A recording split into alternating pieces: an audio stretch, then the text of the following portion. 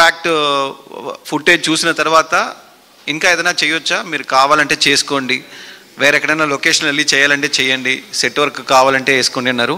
So ఇలాంటి భైరవకొండ ఫిల్మ్కి ఇంత దూరం రావడానికి రీజన్ అది అనిల్ గారు, రాజా గారు and also co producer Balaji గుట్ట గారు ఉన్నారు, కిషోర్ గారు. వీళ్ళు 4 సపోర్ట్లోనే భైరవకొండ ఇంత దూరం వరకు వచ్చింది.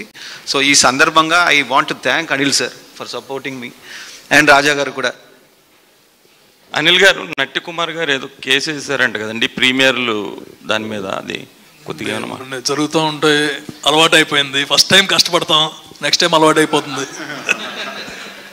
అంటే I don't have anything against anyone అండి. నేను ఒక్కటైతే చెబుతున్నాను, ఇండస్ట్రీలోకి వచ్చిన తర్వాత నేను నష్టపోయాను కానీ ఎవరిని నష్టపెట్టలేదండి, నష్టపెట్టను కూడా. నా వల్ల నష్టపోయిన వాళ్ళకి ఏదో విధంగా చేద్దాం అనుకుంటాను అండ్ టైం వచ్చినప్పుడు చేస్తాను, అది కూడా చెబుతున్నాను. ఇప్పుడు చాలామందిలో నష్టపోయిన వాళ్ళు కొంతమంది ఉన్నారు, వాళ్ళకి చేస్తాను. అంతేగాని నేను ఎవరో చేశారని చెప్పేసి ఎవరినే వేయచ్చు కదా, ఇది సింపుల్ లెటర్ హెడ్ ఉంటే పంపించేసేయచ్చు. జస్ట్ ఒక చిన్న మాట నేను యాడ్ చేయాలండి, ఆయన మామూలుగా ఇక్కడ చెప్పుకోరని.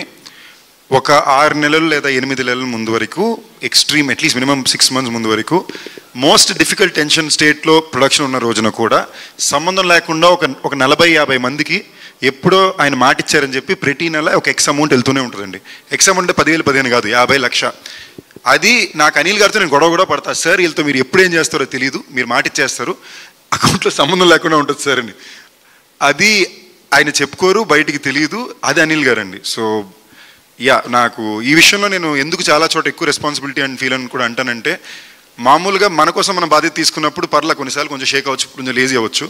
మనం బాగా ప్రేమించే వ్యక్తుల కోసం తీసుకున్నప్పుడు చాలా ఒళ్ళు దగ్గర పెట్టుకుని పనిచేస్తాం. సో నేను ఆనంద్ గారు ఈ సినిమా విషయంలో చాలా.